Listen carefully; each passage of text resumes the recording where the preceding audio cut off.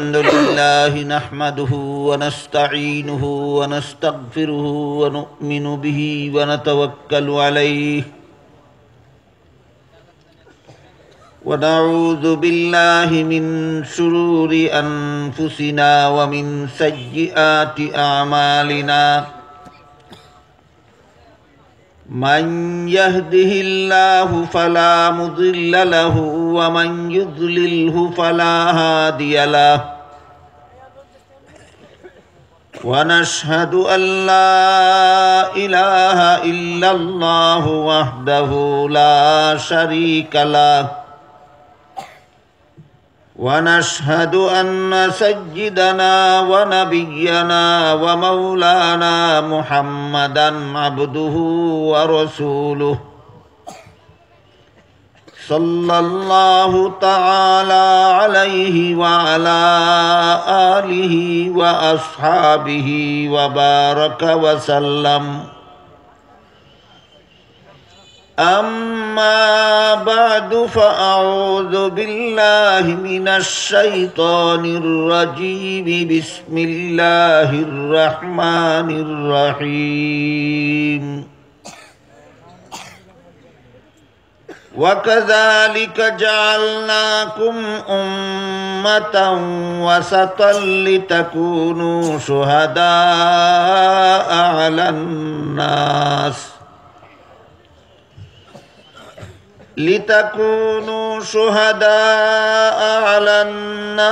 ويكون الرسول عليكم شهيدا وقال رسول الله صلى الله عليه وسلم إن الله فضلني على الأنبياء وفضل أمتي على الأمم أو كما قال عليه الصلاة والسلام শ্রদ্ধেয় সভাপতি হযরত উলামায়ে কেরাম, সম্মানিত সুধী সমাজ, এলাকার সর্বস্তরের মুসলমান ভাইয়েরা আমার ও আমার পর্দানিশীন মা ও বোনেরা, আমি আশা করি আপনারা জানেন আজকের এই মুবারক সমাবেশের আয়োজন স্থানীয় একটা মাদ্রাসার পক্ষ থেকে করা হয়েছে। এজন্য মাদ্রাসার পক্ষ থেকে এমন সম্মেলনের আয়োজন কেন করা হয়, এই প্রশ্নের জবাবটা আমি মনে করি মাদ্রাসার সম্মেলন থেকেই আমাদের জেনে নেওয়া দরকার। আল্লাহ পাক রব্বুল আলামিন পবিত্র কোরআনের এক আয়াতে বলেন, ওয়াল ইউনজিরু কওমাহুম ইযা রাজাউ ইলাইহিম লাআল্লাহুম ইয়াহজারুন। এখানে আল্লাহ মাদ্রাসা শিক্ষিতদের কর্মজীবনের একটা দায়িত্ব চিহ্নিত করে দিয়েছে। মাদ্রাসায় লেখাপড়া করে যারা আলেম হন, তারপর আবার কোনো মাদ্রাসায় লেখাপড়া করান, আগে নিজে লেখাপড়া করে আলেম হলেন, এরপর অন্যদেরকে লেখাপড়া করান, তাদের কর্মজীবনের দুইটা দায়িত্ব আল্লাহ চিহ্নিত করে দিয়েছেন। একটা দায়িত্ব হলো যে সমস্ত ছাত্রদেরকে লেখাপড়া করান, তাদেরকে যথাযথভাবে কোরআন হাদিস শিক্ষা দিয়া সুযোগ্য আলেম বানাইয়া দেওয়া। মাদ্রাসায় কর্মরত আলেমগণের একটা দায়িত্ব, যেসব ছাত্ররা মাদ্রাসায় লেখাপড়া করার জন্য ভর্তি হয় এদেরকে কোরআন হাদিস শিক্ষা দিয়া সুযোগ্য আলেম বানাইয়া দেওয়া মাদ্রাসার কর্মরত আলেমগণের প্রথম দায়িত্ব। দ্বিতীয় দায়িত্ব চিহ্নিত করে দিয়ে আল্লাহ বলেন ওয়াল ইউনজিরু কওমাহুম, গোটা জাতিকে জাহান্নাম থেকে বাঁচার পথ প্রদর্শন করা মাদ্রাসার আলিমগণের দ্বিতীয় দায়িত্ব। আপনারা যদি আমার কথা বুঝেন এবং মনে রাখেন তাহলে পরবর্তী কথাগুলি আমার বুঝাতে সহজ হবে। আলোচ্য আয়াতে আল্লাহ পাক রব্বুল আলামিন মাদ্রাসা পড়ুয়া আলেমগণের কর্মজীবনের দুটি দায়িত্ব চিহ্নিত করে দিয়েছেন। একটা হলো মাদ্রাসার ছাত্রদেরকে কোরআন হাদিস শিক্ষা দিয়ে আলেম বানাইয়া দেওয়া, আরেকটা হলো যারা মাদ্রাসার ছাত্র নয় তাদেরকেও জাহান্নাম থেকে বাঁচার পথ দেখাইয়া দেওয়া।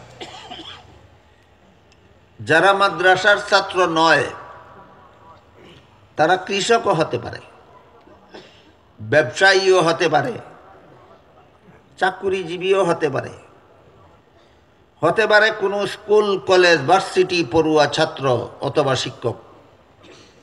কিন্তু আমি আপনাদের কাছে জিজ্ঞাসা করতে চাই, যারা কৃষি কাজ করে, যারা ব্যবসা করে, যারা চাকুরি করে, যারা স্কুল কলেজ ভার্সিটিতে পড়ে, তারা কি আল্লাহর বান্দা নয়? তারা কি রাসূলের উম্মত নয়? তাদের কি মরণ নাই? তাদের কি পরকালের হিসাব নিকাশ নাই? তাদের কি জাহান্নাম থেকে বাঁচার দরকার নাই? পথ দেখাবে কে? এই জিনিসটা আপনাদের চিন্তা করা দরকার। একজন কৃষক জীবনের শুরু থেকেই কৃষক, তারও তো জাহান্নাম থেকে বাঁচার দরকার আছে। একজন ব্যবসায়ী জীবনের শুরু থেকেই ব্যবসায়ী, তারও তো জাহান্নাম থেকে বাঁচার দরকার আছে। একজন প্রথম জীবন থেকেই স্কুলে লেখাপড়া করলো, তারপরে কলেজ জীবন গেল, এখন ভার্সিটি জীবন চলছে। যদি লোকটা আল্লাহর বান্দা হইয়া থাকে, যদি রাসূলের উম্মত হইয়া থাকে, যদি তারও জাহান্নাম থেকে বাঁচার দরকার থাকে, আপনারা সাথে সাথে আমার কথার জবাব না দিয়ে একটু চিন্তা করবেন, তাকে জাহান্নাম থেকে বাঁচার পথ দেখাবে কে?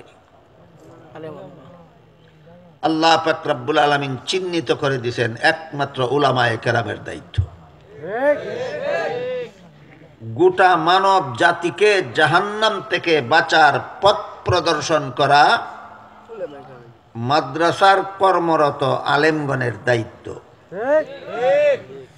আমার কথা বুঝে থাকলে এবার বলুন, আমাদের আলোচ্য আয়াতে আল্লাহ মাদ্রাসার কর্মরত আলেমগণের দায়িত্ব কতটা চিহ্নিত করে দিলেন। একটা ছাত্রদেরকে কোরআন হাদিস শিক্ষা দিয়ে আলেম বানাইয়া দেওয়া, আর একটা সর্বস্তরের মানুষকে জাহান্নাম থেকে বাঁচার পথ দেখাইয়া দেওয়া। প্রথম দায়িত্বটা তারা পালন করেন ক্লাসরুমে, ছাত্রদেরকে কোরআন হাদিস শিক্ষা দেন যোগ্য আলেম বানাবার জন্য। কোথায়? ক্লাসরুমে। আর দ্বিতীয় দায়িত্বটা পালন করেন এই সম্মেলনে। এবার বুঝলেন মাদ্রাসার পক্ষ থেকে সম্মেলনের আয়োজন কেন? সমস্ত মানুষকে জাহান্নাম থেকে বাঁচার পথ দেখাবার জন্য। বুঝলেন কিনা দেখুন, মাদ্রাসার পক্ষ থেকে সম্মেলনের আয়োজন কেন? সমস্ত মানুষকে জাহান্নাম থেকে বাঁচার পথ দেখাবার জন্য। কারো মনে প্রশ্ন জাগতে পারে যে মানুষকে জাহান্নাম থেকে বাঁচার পথ দেখাবার জন্য যদি সম্মেলনের আয়োজন করলেন, তাহলে সম্মেলনে মাদ্রাসার জন্য চাঁদা কালেকশন করলেন কেন? এই প্রশ্নও মনে জাগতে পারে। এই প্রশ্নের জবাব দেওয়ার জন্য আমি আগে আপনাদেরকে অনুরোধ করে বলব, এই যে আমার বক্তব্য শুরু করার আগে আপনাদের কাছ থেকে কিছু চাঁদা কালেকশন করা হলো। আপনারা হিসাব নিয়ে দেখুন কত টাকা কালেকশন আছে। আমার তো মনে হয় না ৫,০০০ টাকাও কালেকশন হয়েছে। আপনাদের সকলের দেওয়া এই কয়েক ২-৩ হাজার টাকা চাঁদা দ্বারা মাদ্রাসা ঘরের কোনো বিল্ডিং হয়? কোনো মসজিদ হয়? মাদ্রাসার উস্তাদগণের ভাতা হয়? ছাত্রদের পড়ার খরচ হয়? তারপরে নেন কেন? এটা তো বোঝা দরকার। 500 টাকা দিলেও খুশি হইয়া নেন, 50 টাকা দিলেও খুশি হইয়া নেন, 5 টাকা দিলেও খুশি হইয়া নেন। 5 টাকা দিয়ে কি হয়? এই নেওয়ার কারণটাও আমি আশা করি আপনারা বুঝবেন এবং মনোযোগ দিয়ে বোঝা দরকার। হাদিস শরীফে রাসূল করিম সাল্লাল্লাহু আলাইহি ওয়াসাল্লাম বলেন, হাসরের মাঠে যখন সারা দুনিয়ার সমস্ত মানুষ জীবিত হয়ে দাঁড়াবে, বিশ্বাস আছে কি আপনাদের? তখন আল্লাহ আলেমগণকে বলবেন, হে আলেমরা, তোমরা জগতের সমস্ত মানুষ থেকে আলাদা হয়ে আলাদা কাতারে দাঁড়াও। আলেমগণ যখন আল্লাহর হুকুমে অন্যান্য মানুষ থেকে আলাদা হয়ে আলাদা কাতারে দাঁড়াবেন, তখন আল্লাহ তাদেরকে বলবেন, হে আলেমরা, আমি আল্লাহ দুনিয়াতে তোমাদেরকে আলেম হওয়ার সৌভাগ্য দান করেছিলাম, জাহান্নামের আগুন দিয়ে জ্বালাবার জন্য নয়, তোমরা জান্নাতে চলে যাও। হাদিস বুঝে থাকলে বলুন, আপনাদের সন্তানদেরকে মাদ্রাসায় পড়াইয়া আলেম বানাইলে শেষ পর্যন্ত কি পরিমাণ লস, এটাও বোঝা দরকার। এই মাদ্রাসার সম্মেলন থেকেই বুঝে যাওয়া দরকার। এখানে একটা প্রশ্ন আসতে পারে যে আলেমদেরকে যদি আল্লাহ হাসরের মাঠে একথাই বলবেন যে তোমরা জান্নাতে চলে যাও, তাহলে আলেমগণের আর নামাজ রোজার কি দরকার? আলেমগণের আর ইবাদত বন্দেগীর কি দরকার? আলেমগণ সুদ খাইলেই আর অসুবিধা কি? ঘুষ খাইলেই অসুবিধা কি? আলেমগণে মদ খাইলেই অসুবিধা কি? গাঞ্জা খাইলেই অসুবিধা কি? রাসূল তো বলেছেন আল্লাহ হাসরের মাঠে এদেরকে বলবেন জান্নাতে যাও। এ প্রশ্নের জবাব বুঝার জন্য আমাদের জানা থাকতে হবে আলেম দুই প্রকার। এক প্রকার সমাজের দৃষ্টিতে আলেম, আর এক প্রকার আল্লাহর দৃষ্টিতে আলেম। কোরআন হাদিসের এলেম যারা শিখেছেন তাদেরকেই সমাজ আলেম বলে। কোরআন হাদিসের এলেম যারা শিখেছেন সমাজ তাদেরকেই আলেম বলে, আল্লাহ তাদেরকে আলেম বলেন না। কোরআন হাদিসের এলেম অনুপাতে যারা জীবন যাপন করেন তাদেরকে আল্লাহ আলেম বলেন। একরকম হইল না দুই রকম হইল? বলেন তো, দুই রকম আলেমের বিরুদ্ধে কোনো ব্যবধান আছে? কোরআন হাদিসের এলেম শিখলেই সমাজের দৃষ্টিতে আলেম হওয়া যায়, আর এলেম মতো জীবন যাপন করলেই আল্লাহর দৃষ্টিতে আলেম হওয়া যায়। হাসরের মাঠে যে আল্লাহ আলেমগণকে বলবেন তোমরা জান্নাতে চলে যাও, সমাজের দৃষ্টিতে আলেম হলে হবে না। এখানে কি এই কর্নারে কি কতগুলি ছেলেমেলে এখানে? হাসরের মাঠে যে আল্লাহ আলেমগণকে বলবেন তোমরা জান্নাতে চলে যাও, এটা সমাজের দৃষ্টিতে আলেম হলে হবে না, আল্লাহর দৃষ্টিতে আলেম হতে হবে। এবার বলুন তো, হাসরের মাঠে যে আল্লাহ আলেমদেরকে বলবেন তোমরা জান্নাতে চলে যাও, সমাজের দৃষ্টিতে আলেম হলে না আল্লাহর দৃষ্টিতে আলেম হলে? এবার বলুন, আল্লাহর দৃষ্টিতে আলেম হলে নামাজ নাও পড়তে পারে, আল্লাহর দৃষ্টিতে আলেম হলে রোজা নাও রাখতে পারে, আল্লাহর দৃষ্টিতে আলেম হলে সুদখোর হতে পারে, ঘুষখোর হতে পারে না। কাজেই আল্লাহর দৃষ্টিতে যারা আলেম, প্রথম কথা হলো এই রকম আলেম বানাবার জন্যই কওমি মাদ্রাসা। সমাজের দৃষ্টিতে আলেম বানাবার জন্য কওমি মাদ্রাসা নয়, আল্লাহর দৃষ্টিতে আলেম বানাবার জন্য কওমি মাদ্রাসা। শুধু কোরআন হাদিসের এলেম শিখার জন্য নয়, এলেম মতো জীবন যাপনের প্রশিক্ষণ গ্রহণ করার জন্য কওমি মাদ্রাসা। দ্বিতীয় কথা হলো, আল্লাহর দৃষ্টিতে যারা আলেম তাদেরকেই আল্লাহ হাসরের মাঠে বলবেন তোমরা জান্নাতে চলে যাও। হাদিস শরীফে রাসূল করিম সাল্লাল্লাহু আলাইহি ওয়াসাল্লাম আরো বলেন, আলেমগণ হাসরের মাঠ থেকে যেই রাস্তা দিয়ে জান্নাতে যাবেন, সেই রাস্তার পাশে কিছু গুনাহগার মুসলমান দাঁড়িয়ে থাকবে। এরা আলেমও নয় আবার গুনাহগারও। আলেমগণ যেই রাস্তা দিয়ে জান্নাতে যাবেন সেই রাস্তার পাশে কিছু গুনাহগার মুসলমান দাঁড়িয়ে থাকবে, যারা আলেমও নয় গুনাহগারও। এক একজন গুনাহগার মুসলমান এক একজন আলিমকে জান্নাতে যাওয়ার পথে ডাকবে, হুজুর দয়া করে আমার একটু কথা শুনে যান। আলেম যখন তার ডাকে সাড়া দিবেন তখন সে বলবে, দুনিয়াতে আমি আপনাকে মহব্বত করতাম, আপনার সাথে আমার মহব্বতের সম্পর্ক ছিল, কিন্তু আমি একজন গুনাহগার, আমার গুনার কারণে আল্লাহ আজকে আমাকে আদেশ দিয়েছেন জাহান্নামে যাওয়ার জন্য। এইভাবে এক একজন গুনাহগার এক একজন আলেমকে ডাকবে এবং তার গুনার কারণে যে আল্লাহ তাকে জাহান্নামে যাওয়ার আদেশ দিয়েছেন সেটাও বলবে, আবার আলেমের সাথে যে তার মহব্বতের সম্পর্ক ছিল সেটাও বলবে। এক হাদিসে রাসূল করিম সাল্লাল্লাহু আলাইহি ওয়াসাল্লাম বলেন, কুন আলিমান আও মুতাআল্লিমান আও মুস্তামিআন আও মুহিব্বান ওয়ালা তাকুন খামিসান ফাতাহলিক আও কামা ক্বালা আলাইহিস সালাতু ওয়াসসালাম। রাসূল বলেন, তুমি আলেম হও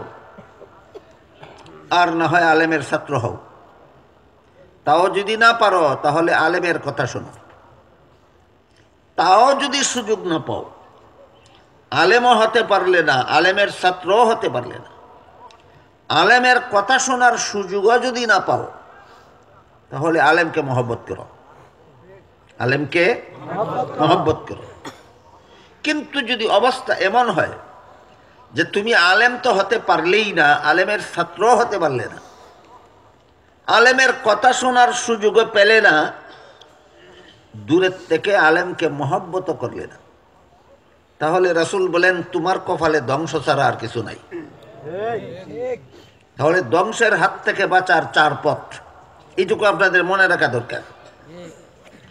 রাসূলের এই ভবিষ্যৎবাণী মোতাবেক যে কোনো মানুষের ধ্বংসের হাত থেকে বাঁচার চার পথ, হয়তো আলেম হবেন এক পথ, না হয় আলেমের ছাত্র হবেন দুই পথ, না হয় আলেমকে মহব্বত করবেন তিন পথ, আর না হয় আলেমকে মহব্বত করবেন।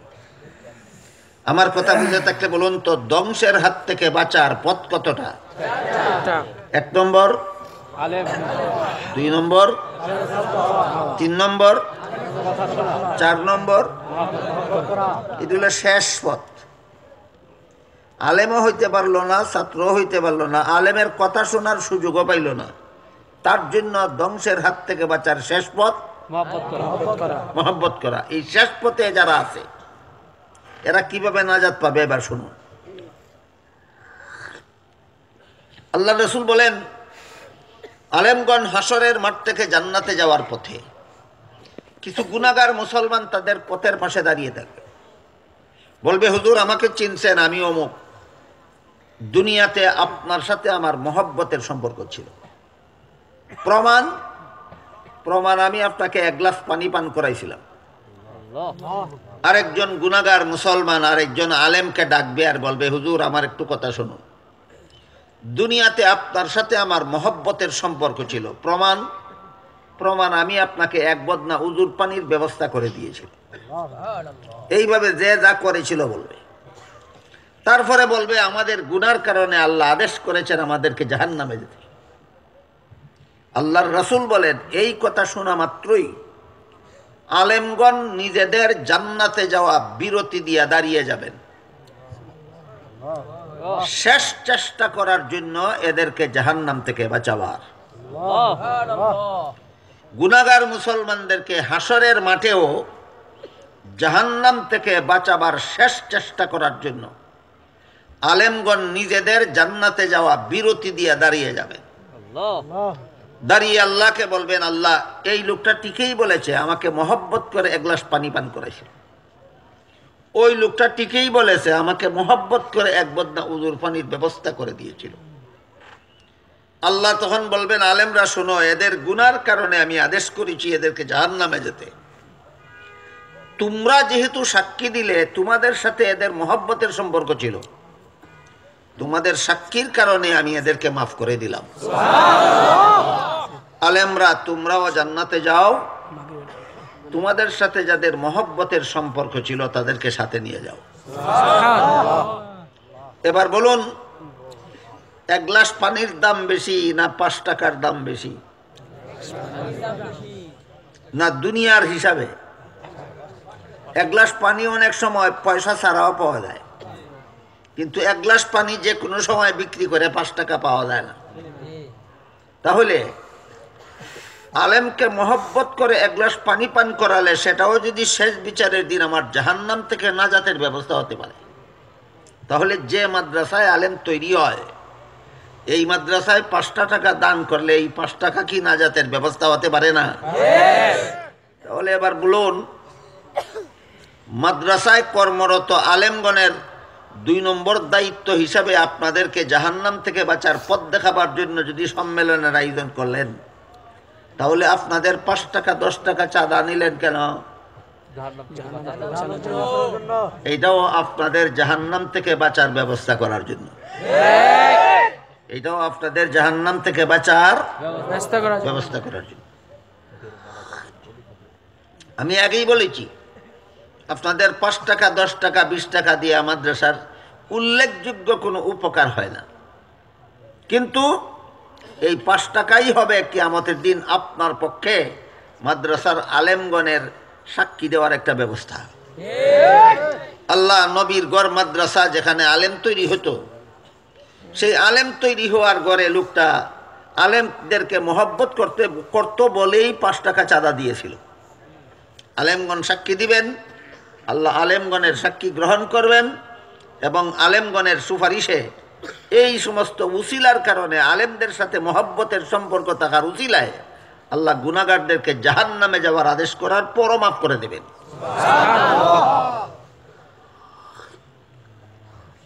এবার বলুন তো, মাদ্রাসায় কর্মরত আলেমগণের দায়িত্ব কতটা? ছাত্রদেরকে আলেম বানিয়ে দেওয়া আর বাকি অন্যান্য সমস্ত মানুষকে জাহান্নাম থেকে বাঁচার ব্যবস্থা দেখায় দেওয়া। আগের আমলে এই কাজটা শুধু নবী রাসূলগণ করতেন। মানব জাতিকে জাহান্নাম থেকে বাঁচার পথ প্রদর্শন করা, এই গুরু দায়িত্বটা শুধু নবী রাসূলগণ পালন করতেন। কোন নবীর উম্মত দুনিয়ার মানুষকে জাহান্নাম থেকে বাঁচার ব্যবস্থা দেওয়া জীবনের সাধনা হিসাবে গ্রহণ করতে পারে। এই জন্য আল্লাহ পাক রব্বুল আলামিন আগের আমলে একই সময়ে একই দেশে একই সমাজে একই পরিবারে একসাথে কয়েকজন নবী পাঠিয়ে দিতেন। উম্মতে এই দায়িত্ব পালন করতে পারতো বলে না পারতো না বলে? উম্মতে এই দায়িত্ব পালন করতে পারতো না। এই জন্য আগের আমলে আল্লাহ একই যুগে বহু নবী একই সাথে দুনিয়াতে পাঠিয়ে দিয়েছেন। আপনারা হযরত মুসা আলাইহিস সালামের নাম শুনে থাকবেন, হযরত হারুন আলাইহিস সালামের নাম শুনে থাকবেন। দুজন আপন ভাই। আগের বছর হারুন আলাইহিস সালাম জন্মগ্রহণ করেছেন, পরের বছর মুসা আলাইহিস সালাম জন্মগ্রহণ করেছেন। একই পরিবারে আল্লাহ একই সাথে 2 জন নবী জন্ম দিয়ে পাঠিয়ে দিলেন। কেন? আগের আমলে উম্মতে এই মহান দায়িত্ব পালন করতে পারত না বলে শুধু নবী রাসূলগণের দ্বারা আল্লাহ এই দায়িত্ব পালন করাইছেন। কিন্তু নবী রাসূলগণের দুনিয়াতে আগমনের যে ধারা, এই ধারা আল্লাহ মুহাম্মদুর রাসূলুল্লাহ সাল্লাল্লাহু আলাইহি ওয়াসাল্লামের মাধ্যমে বন্ধ করে দিয়েছেন। পবিত্র কুরআনের আয়াতে আল্লাহ বলেন, মা কানা মুহাম্মাদুন আবা আহাদিম মির রিজালিকুম ওয়ালাকিন রাসূলুল্লাহি ওয়া খাতামান নাবিয়্যিন। মুহাম্মদ সাল্লাল্লাহু আলাইহি ওয়াসাল্লাম তোমাদের কোন যুবকের বংশগত পিতা নন, তিনি আল্লাহর রাসূল, তিনি তোমাদের রূহানি পিতা, তিনি তোমাদের আধ্যাত্মিক পিতা। ইসলামী সম্মেলনে যোগদান করেছেন আপনারা, এখান থেকে অনেক কথাই জরুরি কথা, গুরুত্বপূর্ণ কথা জেনে যাওয়া দরকার, বুঝে যাওয়া দরকার, জীবনভর মনে রাখা দরকার। এর মধ্যে একটা কথা হলো, বংশগত পিতা কাকে বলে আর আধ্যাত্মিক বা রুহানি পিতা কাকে বলে? যে পিতার শরীরের অংশ দ্বারা সন্তানের শরীর গঠন হয়, ইনি হলেন বংশগত পিতা। আমি যে বাবার ঔরসে জন্মগ্রহণ করেছি তিনি আমার বংশগত পিতা। আপনারা যে যে বাবার ঔরসে জন্মগ্রহণ করেছেন তিনি আপনাদের বংশগত পিতা। আর যার পবিত্র আত্মার পরশে অপরের আত্মা পবিত্র হয়, যার পবিত্র আত্মার পরশে অপরের আত্মা পবিত্র হয় তাকে রুহানি পিতা বলা হয়। সমস্ত নবী রসুলগণ সকল প্রকার গুনাহ থেকে পবিত্র। সমস্ত নবী রসুলগণ সকল প্রকার গুনাহ থেকে পবিত্র।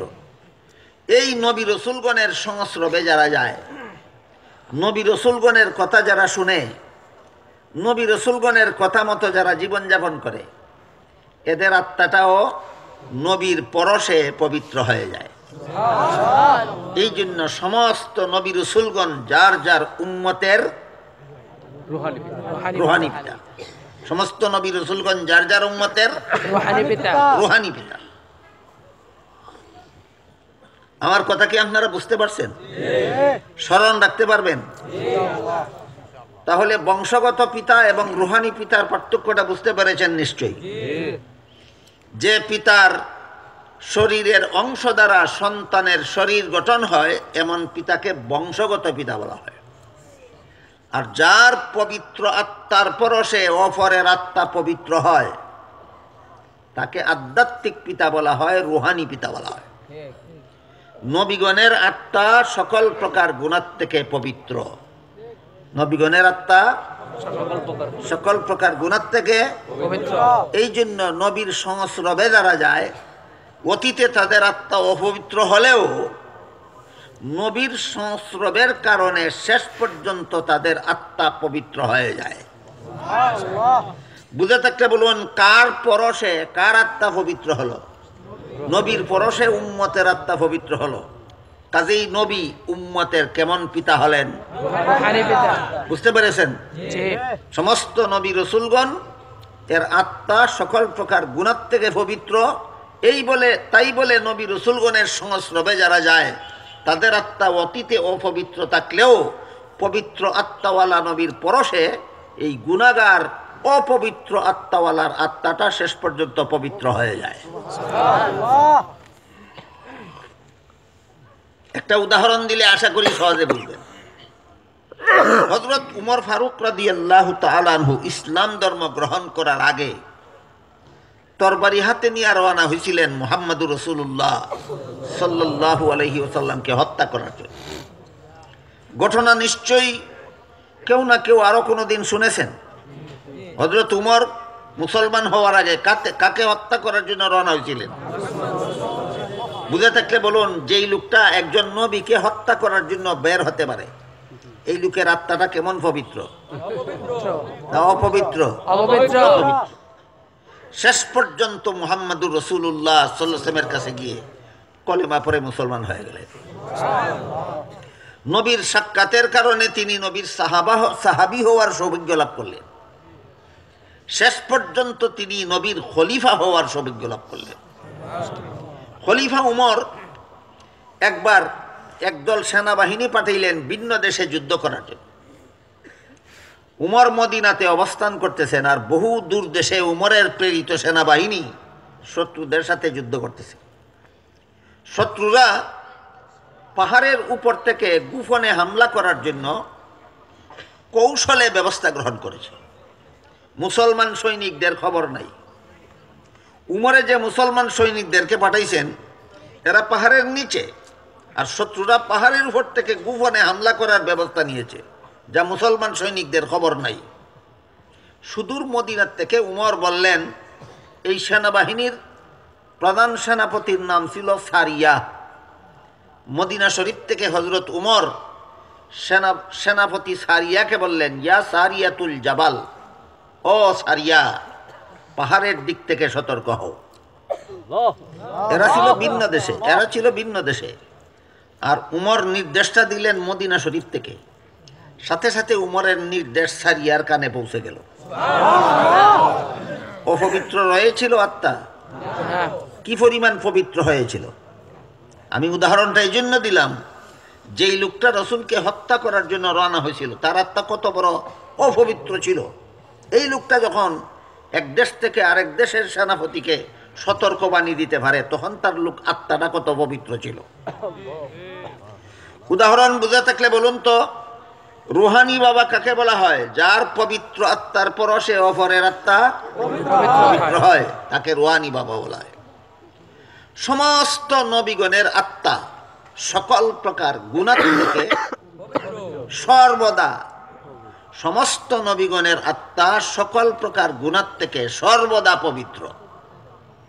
না আপনাদের জানা মতো কোন নবী কোনদিন কোন গুনাহ করেন? কখনো নয়। এইটাই ইসলামের সহি আকীদা, বিশুদ্ধ আকীদা। কোন মুসলমান যদি মনে করে কোন নবী কখনো কোনো গুনাহ করেছেন, সে নির্ভেজাল মুসলমান নয়, সে একজন মুসলমান নামের ভেজাল। নির্ভেজাল মুসলমানদের আকীদা সমস্ত নবী রাসূলগণ সদা সর্বদা সকল প্রকার গুনাহ থেকে পবিত্র। নবীগণকে যারা গুনাহগার বলে, এদের মধ্যে একদল হলো বেজাল মুসলমান নামের বেজাল, আর এক দল হলো খ্রিস্টান। খ্রিস্টানদের আকীদা হলো সর্বপ্রথম নবী, সর্বপ্রথম মানুষ আদম। আদম সর্বপ্রথম নবীও সর্বপ্রথম মানুষও। এই আদম হলেন সর্বপ্রথম পাপিষ্ঠ। এই কারণে আদমের বংশে যত নবী জন্মগ্রহণ করেছে সবগুলি নবী পাপিষ্টের গড়ের পাপিষ্ঠ। এই আকীদা কার? খ্রিস্টানদের। খ্রিস্টানদের আকীদা হলো আদমের বংশে যত নবী জন্মগ্রহণ করেছেন সকল নবী পাপিষ্টের গড়ের পাপিষ্ঠ। এই জন্য আল্লাহ পাক রব্বুল আলামিন আর পাপিষ্টের বংশে নবী জন্ম না দিয়া আল্লাহ নিজের ঔরসে একজন নবী জন্ম দিলেন।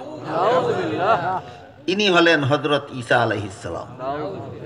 আচ্ছা, এই দিকের কথাটা আমি একটু পরে বলি। আল্লাহ যে নিজের ঔরসে একজন সন্তান জন্ম দিলেন আমার জন্য, ইনি যে যীশু খ্রিস্ট বা হযরত ঈসা আলাইহিস সালাম, এদিকের কথাটা আগে বলি। তাদের এই ধর্মের নামে গাঞ্জা কুরিকতার ফাউন্ডেশনটা আগে একটু দেখি। ধর্মের নামে খ্রিস্টানদের এই সমস্ত গুজব হইল গাঞ্জা কুরিকতা। কেমন কথা? গাঞ্জা কুরিকতা। এই সবগুলি গাঞ্জা কুরিকতার ফাউন্ডেশন একটা জিনিস আছে, সেটা হলো আদম প্রথম মানুষ, প্রথম নবী, প্রথম পাপিষ্ঠ। আদম প্রথম মানুষ কথাটা সত্য, আদম প্রথম নবী কথাটা সত্য, কিন্তু আদম পাপিষ্ঠ কথাটা জঘন্যতম মিথ্যা। তাহলে খ্রিস্টানদের গাঞ্জা কুরিকতার ফাউন্ডেশন একটা সত্য কথার উপর না একটা মিথ্যা কথার উপর? মিথ্যা কথার উপর যার ধর্মের ফাউন্ডেশন। এই ধর্ম আবার ধর্ম হয় কিভাবে? এটা তো একটা গাঞ্জা কুরি মতবাদ। তাহলে আদম আলাইহিস সালাম কি বেগুনাহ ছিলেন? অবশ্যই অবশ্যই। আমি আগেই বলেছি আমাদের কিছু নামদারি মুসলমানও আছে যারা বলে নবীগণ গুনাহগার। খ্রিস্টানেরা কোন যে যুক্তি দেয়, এই নামদারি বেজাল মুসলমানেরাও একই যুক্তি দেয়। প্রথম নবী আদম আলাইহিস সালামকে গুনাহগার সাব্যস্ত করার জন্য গাঞ্জাকুর খ্রিস্টানের দল যেই যুক্তি দেয়, মুসলমান নামের বেজাল এরাও একই যুক্তি দেয়। একদল বেজাল মুসলমানও আদমকে গুনাহগার বলে, আর ধর্মের নামে গাঞ্জাকুরি মতবাদে বিশ্বাসী খ্রিস্টানেরাও আদমকে প্রথম গুনাহগার বলে। কেন গুনাহগার?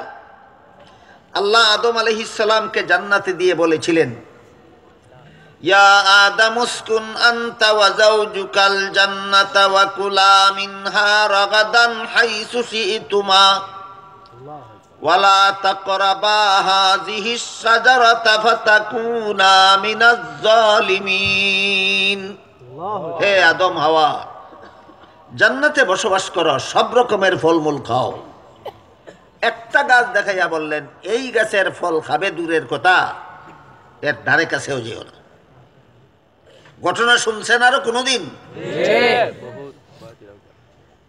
শেষ পর্যন্ত ইবলিস আদম হাওয়াকে দুঃখা দিল। কি দিল? দুঃখা দিল। কিভাবে শুনুন, আল্লাহ কোরআনে বলেন, قال ما نهاكما ربكما عن هذه الشجرة إلا أن تكونا ملكين أو تكونا من الخالدين وقاسمهما إني لكما لمن الناصحين। ইবলিস আদমকে কিভাবে দুঃখা দিল এটা বোঝার জন্য ইবলিসের সামান্য পরিচয় আপনাদের জানা দরকার। ইবলিস প্রসিদ্ধ তাফসীরি বিবরণ মতে ইবলিস আদম যেমন মানব জাতির আদি পিতা, ইবলিস ও জিন জাতির আদি পিতা। ইবলিস কি জাতির আদি পিতা? জিন জাতির আদি পিতা। মানুষ সৃষ্টি করার আগে আল্লাহ পাক রব্বুল আলামিন জিন জাতিকে পৃথিবীতে পাঠিয়েছিলেন বসবাস করার জন্য। আর এই জিন জাতির আদি পিতা ছিল ইবলিস। ৮০,০০০ বৎসর আল্লাহর ইবাদত বন্দেগী করেছিল।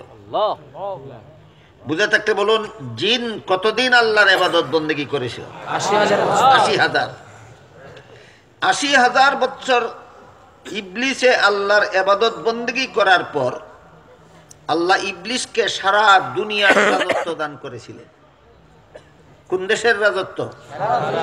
সারা দুনিয়ার। আর জান্নাতে বসবাস করার সুযোগ দান করেছিলেন। বসবাস করত জান্নাতে আর রাজত্ব করত দুনিয়ায়। চিন্তা করে দেখুন, বসবাস করত কোথায়? জান্নাতে। বর্তমান বাংলাদেশের প্রধানমন্ত্রী শেখ হাসিনা বসবাস করেন সিলেটে, ঢাকায়। কিন্তু প্রশাসন শুধু ঢাকায় না সমগ্র বাংলাদেশে?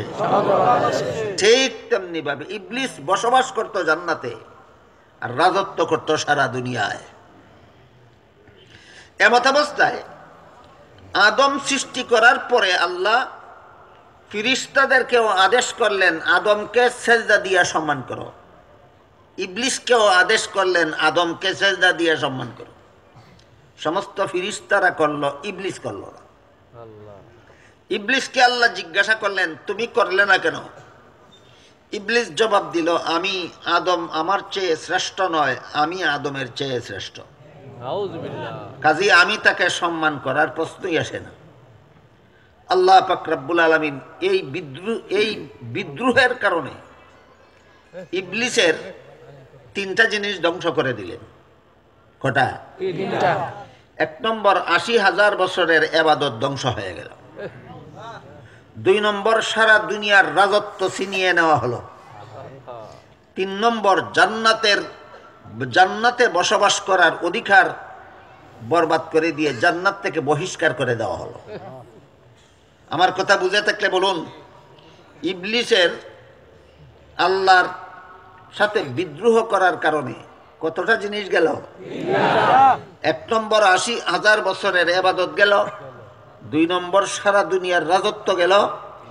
৩ নম্বর বেহেশতে বসবাস করার অধিকার গেল, বেহেশত থেকে তাকে বহিষ্কার করে দেওয়া হলো। তারপরে আল্লাহ আদমকে জান্নাতে বসবাস করতে দিলেন। বুঝে থাকলে এবার বলুন তো, এখন আদম কোথায়, ইবলিস কোথায়? হ্যাঁ, আদম জান্নাতে, ইবলিস বাইরে। ইবলিসের আর জান্নাতে প্রবেশ অধিকার নাই। এমত অবস্থায় একদিন ইবলিস আসলো জান্নাতের দরজার সামনে, গেটের সামনে, ভিতরে তো আর ঢুকার অধিকার নেই। ইবলিস জান্নাতের দরজার সামনে দাঁড়িয়ে আদম হাওয়া দুইজনকে ডাকলো, দেখে বলল, আল্লাহর কসম দিয়ে বলতেছি আমি তোমাদেরকে একটা নসিহত করার জন্য এসেছি। কোন যুগে আল্লাহর কসম দিয়া বলেছে? যেই যুগে কসম ছাড়াও কেউ কোনোদিন মিথ্যা কথা বলে না। কোন জমানায়? যেই জমানায় কসম ছাড়াও কেউ মিথ্যা কথা বলে না, সেই জমানায় আল্লাহর নামে কসম করে দিয়া বলতেছে যে আমি তোমাদেরকে একটা নসিহত করতে এসেছি। নসিহত কাকে বলে? মানুষকে অমঙ্গলের পথ বলে দেওয়া না মঙ্গলের পথ বলে দেওয়া? আল্লাহর নামে কসম খাইয়া বলতেছে একটা মঙ্গলের পথ বলে দেবে। আদম সরল মানে বিশ্বাস করে তাকে নসিহত করতে বললেন। বলো তুমি কি নসিহত করতে চাও? ইবলিস বলে আল্লাহ তোমাকে একটা গাছ দেখাইয়া বলছিলেন যে এই গাছের ফল খেও না। আল্লাহর বলা ঠিক আছে, তুমি বুঝতে ভুল করেছো। আল্লাহর বলাটা ঠিক আছে, তুমি বুঝতে ভুল করেছো। আল্লাহর বলা ঠিক আছে কেমন? তুমি বুঝতে ভুল করেছো কেমন এটা বুঝাবার জন্যই আজকে তোমার কাছে আসলাম। আল্লাহ একটা সুনির্দিষ্ট গাছ দেখাইয়া বলছেন এই গাছের ফল খেও না, এর ধারে কাছেও যেও না। তুমি বুঝে নিয়েছো এই জাতীয় কোনো গাছের ফল খেও না, এখানেই তোমার ভুল হয়েছে। আপনারা কি বুঝতে পারছেন ইবলিস কি বুঝাইতেছে? আল্লাহ একটা গাছের কথা বলছিলেন, তুমি এই জাতের সব গাছ বুঝে ফেলেছো, ভুল করেছো বুঝতে। আল্লাহ যেই গাছ দেখাইয়া বলছেন এই গাছের ফল খাইও না, এই গাছের দ্বারে কাছেও তুমি যাইও না, আল্লাহর হুকুম ঠিক থাকবে। কিন্তু এই জাতীয় আরেকটা গাছের ফল যদি খাও তাহলে তুমি চিরস্থায়ী জান্নাতি হয়ে যাবে। আল্লাহর হুকুমও ঠিক রইল, তোমারও উপকার হইল। আল্লাহর হুকুমও ঠিক রইল, তোমারও উপকার হইল। ইবলিসের এই কথা সরল মনে বিশ্বাস করে আদম আল্লাহ যেই গাছ দেখাইয়া বলছিলেন সেই গাছের ফল নয়, এই জাতীয় ভিন্ন একটি গাছের ফল খাইলেন। বুঝে থাকলে ঘটনা আমার মুখ থেকে যেটুকু শুনলেন, বুঝে থাকলে বলুন কি পরিমাণ আল্লাহর বিরোধিতা করলেন? আল্লাহর বিরোধিতা হইল না দুকায় পড়লেন? কার দুকায়? ইবলিসের দুকায়। খাওয়ার পরে আল্লাহ বললেন যে আসলে আমার কথা তুমি ঠিকই বুঝেছিলে, ইবলিস তোমাকে বলবে যাইল। তুমি ইবলিসের নসিহত শুনতে গেলা কেন? এর মাসুল দিতে গিয়া তোমাকে জান্নাত থেকে বের হয়ে যেতে হবে। ওই আল্লাহ আদম আলাইহিস সালামকে জান্নাত থেকে বের করে দিলেন। এখানে যে কোনো ভাবেই হোক আদম আলাইহিস সালামের পক্ষে আল্লাহর নিষেধ পালন হলো না লঙ্ঘন হলো? লঙ্ঘন হলো। বুঝে শুনে না না বুঝে? হ্যাঁ, প্রথম কথা হইল না বুঝে, কিন্তু লঙ্ঘন তো হইল। আর আল্লাহর আদেশ নিষেধ লঙ্ঘন করলেই গুনাহ হয়। কাজেই প্রথম নবী এইভাবে গুনাহগার হইলেন। যে সমস্ত বেজাল মুসলমানেরা নবীকে গুনাহগার বলে, এদেরও শব্দ নীলের এইটা ফাউন্ডেশন। আর ধর্মের নামে যারা গাঞ্জাকুরি কথা ছড়ায় খ্রিস্টান, আমি একটু পরে বলবো আপনাদেরকে এরা ধর্মের নামে কি কি গাঞ্জাকুরি কথা ছড়ায়। আসলে এদের কোনো ধর্ম নাই, এদের ধর্মের নামে যে সব কথা বর্তমান দুনিয়াতে চালু আছে এগুলি গাঞ্জাকুরি ছাড়া আর কিছু নয়। ধর্মের নামে এইসব গাঞ্জাকুরি যারা করে এদেরও নবীকে গুনাহগার সাব্যস্ত করার এটাই ফাউন্ডেশন। কোনটা? আদমের নিষিদ্ধ গাছের ফল খাওয়ার ঘটনা। আদম আলাইহিস সালামের জান্নাতে নিষিদ্ধ গাছের ফল খাওয়ার ঘটনা খ্রিস্টানদেরও নবীকে গুনাহগার সাব্যস্ত করার ফাউন্ডেশন। যে সমস্ত মুসলমান নামের বেজাল সমাজে বাস করে এরাও নবীকে গুনাহগার সাব্যস্ত করার এটাই ফাউন্ডেশন। এই ফাউন্ডেশন কতটুকু সঠিক? আল্লাহর আদেশ নিষেধ লঙ্ঘন করলে গুনাহ হয়, কথাটা ঠিক, কিন্তু ঢালাও ভাবে নয়। ঢালাও ভাবে নয়। দুনিয়ার জীবনে কোনো মানুষ আল্লাহর আদেশ নিষেধ লঙ্ঘন করলে গুনাহ হয়। কোনো মানুষের কাজের সাথে গুনার সম্পর্ক হয়, সওয়াবের সম্পর্ক হয়। জান্নাতি জীবনে নয়, দুনিয়ার জীবনে। জান্নাতি জীবনের কোনো কাজের সাথে সওয়াবেরও কোনো সম্পর্ক নাই, গুনারও কোনো সম্পর্ক নাই। কিভাবে বুঝুন? আল্লাহর বিধান মতে একটা পুরুষে 4-এর বেশি স্ত্রী একত্রে রাখতে পারে না। কি বলেন আপনারা? কেউ যদি বিয়া 5টা করে হারাম, একত্রে যদি বিয়া 6টা করে হারাম। একসাথে 4-এর বেশি স্ত্রী রাখা হারাম। 5 বিবি রাখলেও হারাম, 7 বিবি রাখলেও হারাম, 100 বিবি রাখলেও হারাম। ঠিক আছে? হাদিস শরীফে রাসূল করিম সাল্লাল্লাহু আলাইহি ওয়াসাল্লাম বলেন জান্নাতি জীবনে একজন পুরুষকে কমপক্ষে 72 জন বিবি দেওয়া হবে। কোথায় গেল 4-এর বেশি বিবি রাখা হারামের বিধান? তাহলে আমার কথা বুঝে থাকলে বলুন, 4-এর বেশি বিবি একত্রে রাখা হারাম, জান্নাতে না দুনিয়াতে? তাহলে মানুষের কোন কাজের সাথে সওয়াব গুনার সম্পর্ক হয় জান্নাতি জীবনে না দুনিয়ার জীবনে? জান্নাতি জীবনে কোনো কাজের সাথে সওয়াবেরও কোনো সম্পর্ক নাই, গুনারও কোনো সম্পর্ক নাই। এবার বলুন, আদম আলাইহিস সালাম আল্লাহর নিষেধ লঙ্ঘন করেছিলেন দুনিয়ার জীবনে না জান্নাতি জীবনে? জান্নাতি জীবনে। এর সাথে সওয়াবেরও কোনো সম্পর্ক নাই, গুনারও কোনো সম্পর্ক নাই। সুতরাং এই ধর্মের নামে গাঞ্জাকুরি কথা যে বলে খ্রিস্টানেরা, খ্রিস্টানদের যুক্তির ফাউন্ডেশন বাতিল। খ্রিস্টানদের যুক্তির ফাউন্ডেশন বাতিল। এরপরে দেখুন, দুনিয়ার জীবনেও কোন মানুষ যদি আল্লাহর বিধান ভুলে গিয়ে লঙ্ঘন করে, জেনে শুনে না ভুলে গিয়ে, কোন মানুষ যদি আল্লাহর বিধান ভুলে গিয়ে লঙ্ঘন করে, তাহলে দুনিয়ার জীবনেও গুনাহ হয় না। উদাহরণ, রমজান মাসে দিনের বেলায় রোজাদারের প্রতি আল্লাহর নির্দেশ হলো খানাফিনা বন্ধ করো। কোন রোজাদার যদি নিজের রোজার কথা ভুলে গিয়ে খানাফিনা করে ফেলে, আপনাদের জানা থাকলে বলুন কি পরিমাণ গুনাহ হয়? আল্লাহর নিষেধ লঙ্ঘন করলো, গুনাহ হলো না কেন? ভুলে করছে। আল্লাহ পাক রব্বুল আলামিন বলেন, নাসিয়া আদম, আদমও ইবলিসের দুকায় পড়ে আমার নিষেধের কথা ভুলে গেল। তুমি ভুলে গেলে গুনাহ হয় না, আর তোমার বাপের বাপের বাপ 14 গোষ্ঠীর বাপ আদমে ভুলে গেলে গুনাহ হয়। কোন শয়তানের কাছে ধর্ম শিখছ?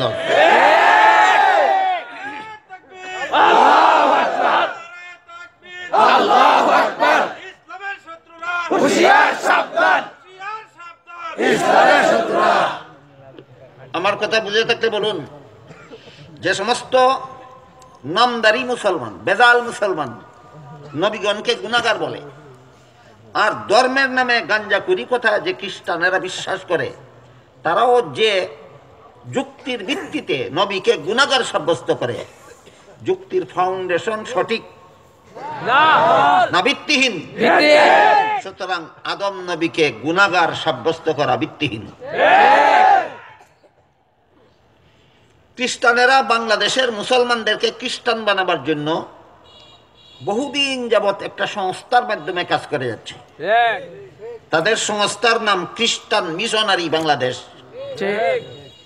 এই খ্রিস্টান মিশনারি বাংলাদেশের পক্ষ থেকে খ্রিস্ট ধর্ম সত্য সঠিক বোঝাবার জন্য 20টির মতো অজস্র লিফলেট, বিজ্ঞাপন, প্রচার পত্র, বই, পুস্তক, পুস্তিকা অহরহ বিলি করে যাচ্ছে। খ্রিস্টানদের রচিত এই সমস্ত পুস্তিকার মধ্যে একটা পুস্তিকার নাম আছে কোরআনের আলোকে বেহেশতে যাওয়ার পথ। কিসের আলোকে? কোথায় যাওয়ার পথ? কত বড় বান্দর, চিন্তা করে দেখেন। কোরআনের আলোকে বেহেশতে যাওয়ার পথ যখন একটা বইয়ের নাম দেবে, তখন সাধারণ মুসলমান বুঝতে পারবে এটা খ্রিস্টানের লেখা। কোরআনের আলোকে খ্রিস্টান কি বুঝে? কোরআনের আলোকে যখন শব্দটা জড়াইয়া দিল, একজন সরল মুসলমান নামটা দেখা মাত্রই মনে করবে নিশ্চয়ই কোনো আলেমের লেখা। কেতনা বড় বান্দর, চিন্তা করে দেখে। এই বান্দরেরা এই বইয়ের ভিতরে লেখছে, সর্বপ্রথম মানুষ সর্বপ্রথম পাপিষ্ট। এতক্ষণ যা আমি আপনাদের সামনে বললাম, আপনার আমার কথা বুঝে থাকলে বলুন, সর্বপ্রথম মানুষকে তারা এই বইয়ে লেখছে সর্বপ্রথম পাপিষ্ট। কি পাপ করলো? আল্লাহর নিষিদ্ধ গাছের ফল খাইল। সর্বপ্রথম মানুষ সর্বপ্রথম পাপিষ্ট। কি পাপ করলো? নিষিদ্ধ গাছের ফল খাইল। আমার কথাগুলি বুঝে থাকতে বলুন, এটা কোনো ধর্মীয় কথা না গাঞ্জাকুরি কথা? এটা কোনো ধর্মীয় কথা নয়, এটা গাঞ্জাকুরি কথা। এটার ফাউন্ডেশন বাতিল। এরপরে লেখে, কাজেই সর্বপ্রথম মানুষটা যে পাপিষ্ট, এই কারণে এই পাপিষ্ট আদমের বংশে পরবর্তীকালে যত নবী জন্মগ্রহণ করেছে সবগুলি পাপিষ্টের গড়ের পাপিষ্ট। এইগুলির নাম ধর্মীয় কথা না গাঞ্জাখুরি? এই জন্য বলেছি বর্তমান দুনিয়ার কোন খ্রিস্টান কোন ধর্মের উপর নাই, ধর্মের নামে কতগুলি গাঞ্জাখুরি কথা বিশ্বাস করে। পাপিষ্টের গড়ের পাপিষ্ট সমস্ত নবী কেন হইলেন? পাপিষ্টের বংশে জন্মগ্রহণ করার কারণ। আমি আপনাদেরকে জিজ্ঞাসা করি, একটা লোক যদি চোর হয় তাহলে সে পাপিষ্ট কিনা? এই চোরের ঘরে যত সন্তান জন্মগ্রহণ করলো একটাও যদি চুরি না করে তাহলে সবগুলি সন্তান কি পাপিষ্টের ঘরের পাপিষ্ট? তাহলে একটা লোক পাপিষ্ট হইলে তার ঔরসে সন্তান জন্মগ্রহণ করলে পাপিষ্ট অবস্থায় জন্মগ্রহণ করার যুক্তি ধর্মীয় কথা নয়, গাঞ্জাখুরি ছাড়া কিছু নয়। সুতরাং বর্তমান দুনিয়ার খ্রিস্টানেরা কোন ধর্মে আছে না গাঞ্জাখুরি নিয়ে আছে? এই গাঞ্জাখুরের দল এই বইয়ের মধ্যে লেখে, কোন বইয়ে? কোরআনের আলোকে বেহেশতে যাবার পথ বইয়ে লেখে, যেহেতু আদম সর্বপ্রথম পাপিষ্ট, এই জন্য আদমের বংশে যত নবী জন্মগ্রহণ করেছে সবগুলি জন্মগত পাপিষ্ট। পাপিষ্ট হইয়া জন্মই গ্রহণ করছে। পাপটা করলো কবে? কয় পাপ করার দরকার নেই, তোমার বাপ পাপিষ্ট আছে। কেমন সুন্দর ধর্মটা! আপনারা আমার কথা বুঝে থাকতে বলুন, কেমন সুন্দর ধর্মটা এটা! হ্যাঁ, এটা ধর্ম না গাঞ্জাখুরি? বর্তমান দুনিয়ার একটা খ্রিস্টানও কোনো ধর্মের উপর নাই, সবগুলি খ্রিস্টানের গাঞ্জাখুরি মতবাদ।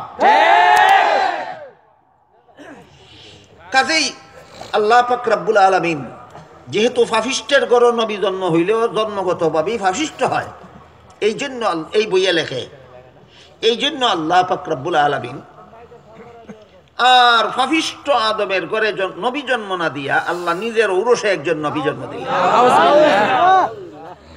ইনি হলেন হযরত ঈসা আলাইহিস সালাম। আল্লাহ নিজের ঘরে নবী জন্ম দিলেন, একজন সন্তান জন্ম দিলেন। ইনি হলেন হযরত ঈসা আলাইহিস সালাম। আল্লাহ পাক রব্বুল আলামিন পবিত্র কোরআনের সূরা ইখলাসে বলেন, কুল হুয়াল্লাহু আহাদ।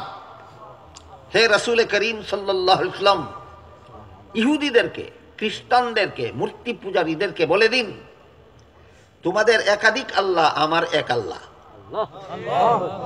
আল্লাহুস সামাদ, তোমাদের আল্লাহ পরনির্ভরশীল, আমার আল্লাহ স্বনির্ভরশীল। আমার আল্লাহ স্বনির্ভরশীল। লাম ইয়ালিদ ওয়া লাম ইউলাদ, তোমাদের আল্লাহ বাবার ঘরে জন্ম হয় অথবা বাবা হইয়া ছেলে জন্ম দেয়। আমার আল্লাহ কোনো বাবার ঘরে জন্ম হয় না, বাবা হইয়া কোনো ছেলে জন্ম দেয় না। লাম ইয়ালিদ ওয়া লাম ইউলাদ, আল্লাহ জনিত অনন, জনক অনন। আল্লাহ জন্মদাতা হইয়া কোনো সন্তান জন্ম দেন না, আল্লাহ কোনো পিতার ঘরে জন্মগ্রহণ করেন না। আরেকটা মধ্যে দিয়ে একটা আনুষঙ্গিক কথা বলি। পবিত্র কোরআনে দুনিয়ার কোন মেয়ে লোকের নাম আল্লাহ উল্লেখ করছেন না, একজন মেয়ে লোক ছাড়া। একজন মেয়ে লোক ছাড়া আর দুনিয়ার কোন নারীর নাম আল্লাহ কোরআনের কোথাও উল্লেখ করেন নেই। সর্বশ্রেষ্ঠ মহামানব মুহাম্মদুর রাসূলুল্লাহ সাল্লাল্লাহু আলাইহি ওয়াসাল্লাম, কোন মুসলমানের কাছে কোনো দ্বিধা সন্দেহ নাই যে আল্লাহ আমাদের নবী মুহাম্মদুর রাসূলুল্লাহ সাল্লাল্লাহু আলাইহি ওয়াসাল্লামকে সৃষ্টির শ্রেষ্ঠ মর্যাদা দান করেছেন। কতটুকু মর্যাদা? সৃষ্টির শ্রেষ্ঠ মর্যাদা দান করেছেন। এক হাদিসে রাসূল বলেন, উতিতু ইলমাল আউয়ালিন ওয়াল আখিরিন, আমার পূর্ববর্তী সর্বলোকের পরবর্তী সর্বলোকের সমপরিমাণ জ্ঞান আল্লাহ একা আমাকে দান করেছেন। তাহলে বলেন আপনাদের নবীর মর্যাদা কত? সৃষ্টির শ্রেষ্ঠ। হাদিস শরীফে রাসূল করিম সাল্লাল্লাহু আলাইহি ওয়াসাল্লাম বলেন, ইন্নাল্লাহা ফাদ্দালানি আলাল আম্বিয়া ওয়া ফাদ্দালা উম্মতি আলাল উমাম, আল্লাহ আমাকে সমস্ত নবী রাসূলগণের উপর শ্রেষ্ঠ মর্যাদা দান করেছেন, আর আমার উম্মতকে সকল নবীর উম্মতের উপর শ্রেষ্ঠ মর্যাদা দান করেছেন। বুঝে থাকলে বলুন, মুসলমান হিসাবে আপনারা বিশ্বাস করেন কিনা আপনাদের নবী যে সৃষ্টির শ্রেষ্ঠ? তার মায়ের নামটাও আল্লাহ কোরআনে উল্লেখ করেন। সৃষ্টির শ্রেষ্ঠ মহামানবের মায়ের নামটাও আল্লাহ কোরআনে বলেননি। সৃষ্টির শ্রেষ্ঠ মহামানবের কোনো বিবির নাম আল্লাহ কোরআনে বলেননি। সৃষ্টির শ্রেষ্ঠ মহামানবের কোন মেয়ের নাম আল্লাহ কোরআনে বলেননি। কেন বললেন না?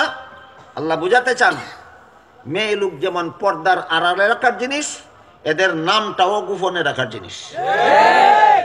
এই শিক্ষা দেওয়ার জন্য আল্লাহ কোরআনের কোন আয়াতে দুনিয়ার কোন নারীর নাম, এমনকি সৃষ্টির শ্রেষ্ঠ মহামানবের মায়ের নামটুকু, সৃষ্টির শ্রেষ্ঠ মহামানবের কোন বিবির নাম পর্যন্ত, সৃষ্টির শ্রেষ্ঠ মহামানবের কোন মেয়ের নাম পর্যন্ত আল্লাহ কোরআনে বলেননি। কিন্তু খ্রিস্টানদের নবী ঈসা আলাইহিস সালামের মায়ের নাম উল্লেখ করেছেন। এমনকি তার নামে নামে পবিত্র কোরআনের এক সূরার নামকরণ করেছেন, সূরা মরিয়ম।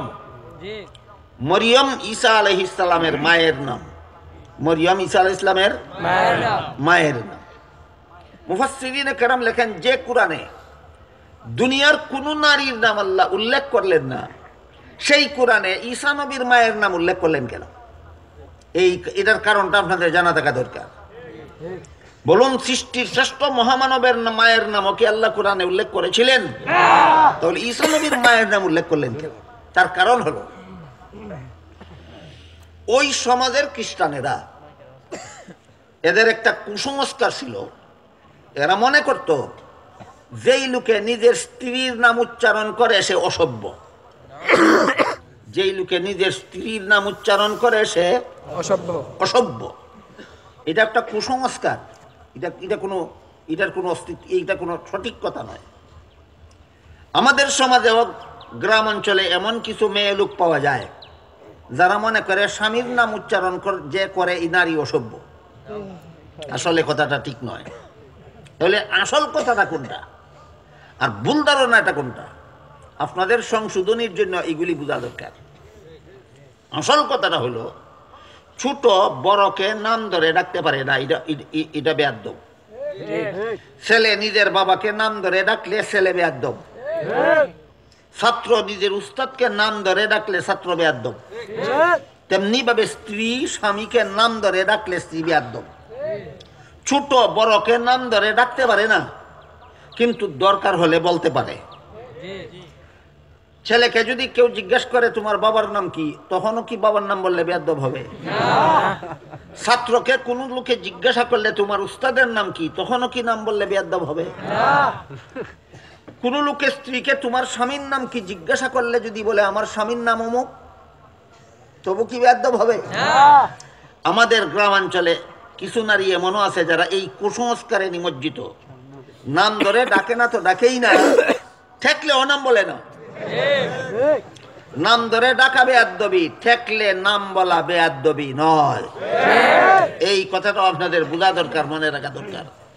ছোটর পক্ষ থেকে বড়কে নাম ধরে ডাকা অবশ্যই বেয়াদবি। ছোট বড়কে নাম ধরে ডাকা অবশ্যই বেয়াদবি।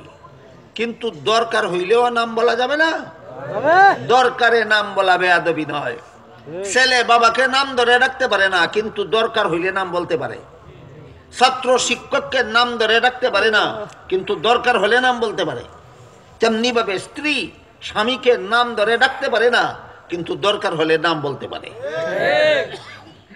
আমাদের সমাজের গ্রাম অঞ্চলে যেমন কোন মেয়ে লোকের মধ্যে এখনো এই কুসংস্কার আছে, টেকলে না মহা বিপদে পড়লে ও স্বামীর নাম বললেই মনে করে এটা অসভ্য। বলুন আপনারা আমার এতক্ষণের কথা বুঝে থাকলে, কোন নারী প্রয়োজন বশত স্বামীর নাম বললে অসভ্য হয়ে যায়?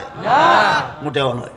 কিন্তু সাবধান, স্বামীকে নাম ধরে ডাকার মতো বেয়াদবি কোন নারীকে করতে দেবেন না। এর সম্পূর্ণ বিপরীতে রাসূলের যুগে যে সমস্ত খ্রিস্টান বসবাস করত আরব দেশের আশেপাশে, এরা মনে করত যেই লোকে নিজের স্ত্রীর নাম উচ্চারণ করে সে অসভ্য। আমাদের গ্রাম অঞ্চলের কিছু মেয়ে লোকে যেমন মনে করে যেই লোকে স্বামীর নাম উচ্চারণ করে সে অসভ্য, তেমনি ভাবে রাসূলের যুগের খ্রিস্টানেরা মনে করত যেই লোকে তার নিজের বিবির নাম উচ্চারণ করে সে অসভ্য। এই কারণে আল্লাহ পবিত্র কোরআনে, যে কোরআনে দুনিয়ার কোনো নারীর নাম উল্লেখ করলেন না, সেই কোরআনে ঈসা নবীর মা মরিয়মের নাম উল্লেখ করে প্রমাণ করে দিলেন, যেহেতু আমি মরিয়মের নাম উল্লেখ করেছি, কাজেই তোরা তো কস যে বিবির নাম বলবে সে অসভ্য, বল আমি আল্লাহকে কি বলবে। কাজেই তোদের কুসংস্কার মতে, তোদের ভুল ধারণা মতেও আমি প্রমাণ করে দিলাম মরিয়ম আমার বউ না। যদি আমার বউ হইতো তাহলে তোদের ধারণা মতে মরিয়মের নাম উচ্চারণ করতে পারতাম না।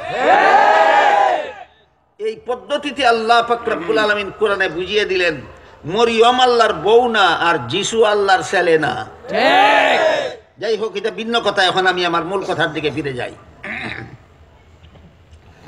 এই গাঞ্জাখুরেরা কয় যে প্রথম মানুষ আদম প্রথম পাপিষ্ঠ। এই পাপিষ্টের বংশে যত নবী জন্মগ্রহণ করেছে সবগুলি জন্মগত পাপিষ্ঠ। এই কারণে আল্লাহ শেষ পর্যন্ত একজন নবীকে নিষ্পাপ নবী হিসাবে বানাবার জন্য আর পাপিষ্ঠ আদমের বংশে জন্ম না দিয়া আল্লাহ নিজের ঔরসে জন্ম দিলেন। ইনি হলেন হযরত ঈসা আলাইহিস সালাম। শুধুমাত্র ঈসা নবী বেগুনাহ খুদার পুত্র হওয়ার কারণে, শুধুমাত্র ঈসা নবী বেগুনাহ খুদার পুত্র হওয়ার কারণে, শুধুমাত্র ঈসা নবী বেগুনাহ আল্লাহর ঔরসে জন্মগ্রহণ করার কারণে, আর বাকি সবগুলি নবী পাপিষ্ঠ আদমের বংশে জন্মগ্রহণ করার কারণে জন্মগত পাপিষ্ঠ। বলুন, তাদের গাঞ্জাখুরি ধ্যান ধারণা মতো বেগুনাহ নবী কতজন? তিনি হলেন ঈসা আলাইহিস সালাম। ঈসা আলাইহিস সালাম আল্লাহর ঘরে জন্ম হইয়া দুনিয়াতে আসলেন। দুনিয়াতে এসে দেখলেন মানুষ আর পাপ একটা আরেকটার সাথে এমনভাবে জড়িত যে পৃথক করার কোনো উপায় নেই। সকল মানুষের আদি পিতা আদম যেহেতু পাপিষ্ঠ ছিল, এই জন্য এই আদমের বংশে যেই জন্মগ্রহণ করে পাপের বোঝা মাথায় নিয়ে এই জন্মগ্রহণ করে। এই সব কথা তাদের কোরআনের আলোকে বেহেশতে যাওয়ার পথ বইয়ে লেখা আছে। কোন বইয়ে লেখা আছে? কোরআনের আলোকে বেহেশতে যাওয়ার পথ বইয়ে সব কথা লেখা আছে যে খুদার পুত্র যিশু পৃথিবীতে আইসা দেখলেন এই পাপিষ্ঠটার গড়, পাপিষ্ঠটার বংশে যত মানুষ জন্মগ্রহণ করে পাপিষ্ঠ আদমের বংশে জন্মগ্রহণ করার কারণে পাপের বোঝা মাথায় নিয়েই জন্মগ্রহণ করে। এই জন্য খুদার পুত্র যিশু নিষ্পাপ, এই একজন মাত্র নিষ্পাপ নবী তার বাবার কাছে একটা আবেদন করলেন। তাদের গাঞ্জাখুরি ধারণা মতে যিশুর বাবাকে, আর তাদের গাঞ্জাখুরি ধারণা মতে আল্লাহর বউকে, তাদের গাঞ্জাখুরি ধারণা মতো আল্লাহর ছেলেকে ঈসা আলাইহিস সালাম। একটা গল্প বলি। এক খ্রিস্টানের সাথে এক মুসলমানের মুনাজারা হয়েছিল, বাহাসে গিয়া এই মুসলমান যিনি ইনি করলেন কি, বাহাসের অনুষ্ঠানে মঞ্চে যে সাজানো টেবিল আছে, চেয়ারে বৈশা ঠ্যাংটা টেবিলে উঠাইয়া রাখছে। যিনি মুসলমানের পক্ষ থেকে বাহাস করতে গেলেন ইনি ঠ্যাংটা টেবিলে উঠাইয়া রাখছে। খ্রিস্টানের পক্ষ থেকে যেই লোকটা বাহাস করতে আসছে সে আইসা জিজ্ঞাসা করে, তুম কন হো, তুমি কে? ইনি বললেন, मैं खुदा का दादा हूं। হ্যাঁ, খুদার আবার দাদা হয় কেন? যেই খুদার পুত্র হইতে পারে এই খুদার দাদা হইতে পারে কি? বাস বাহাস এখানেই শেষ। আরেক খ্রিস্টানে একজন মুসলমান আলেমকে জিজ্ঞাসা করলো, বলল, মুহাম্মদ তোমাদের আল্লাহর বন্ধু কিনা? আপনারা কি বলে? কেমন বন্ধু? আল্লাহর গোটা সৃষ্ট জগতের মধ্যে আল্লাহর সবচেয়ে বড় ঘনিষ্ঠ বন্ধু হলেন মুহাম্মাদুর রাসূলুল্লাহ। এতে কোন মুসলমানের সন্দেহ থাকার কারণ নাই। তো খ্রিস্টানে মুসলমান আলেমকে জিজ্ঞাসা করে, মুহাম্মদ তোমাদের আল্লাহর বন্ধু কিনা? বলে, হ্যাঁ, আমাদের আল্লাহর বন্ধু। ইমাম হুসাইন রাদিয়াল্লাহু আনহু তোমাদের খুদার বন্ধুর নাতি কিনা? বলে, হ্যাঁ, ইমাম হুসাইন আমাদের বন্ধুর নাতি। বলে, কারবালার ময়দানে এজিদের বাহিনী বন্ধুর নাতিরে যে এমন নির্মমভাবে শহীদ করলো, তোমাদের আল্লাহ বন্ধুর নাতিরে রক্ষা করলো না কেন? কে প্রশ্ন করে? খ্রিস্টানে। যে আল্লাহ কেন বন্ধুর নাতিরে যে ইয়েজিদের দলে কারবালার ময়দানে নির্মমভাবে শহীদ করলো, বন্ধুর নাতিটারে বন্ধুর চোখের সামনে অত্যাচার করে জুলুম অত্যাচার করলো, বন্ধুর নাতিরে রক্ষা করলো না কেন? মুসলমান লোকটা জবাব দেয় যে নিজের ছেলেরে দুশ্মনে ফাঁসি দিলে রক্ষা করতে পারে না, সে বন্ধুর নাতিরে রক্ষা করবো কিভাবে? বুঝছেন কিছু? কি বুঝছেন? গল্পটা মনে রাখুন তো, সামনের কথাগুলি বুঝতে সহজ হবে। গল্পটা মনে রাখুন। আল্লাহ পাক রব্বুল আলামিনের বউ হইলেন মরিয়ম আর ছেলে হইলেন ঈসা। দুনিয়াতে এসে যখন দেখলেন মানুষে আর পাপে বিচ্ছিন্ন করার কোনো পথ নাই, গুনার বোঝা মাথায় নিয়ে মানুষ জন্মই গ্রহণ করে, কাজে গুনার থেকে মুক্ত করার কোনো পথ নাই।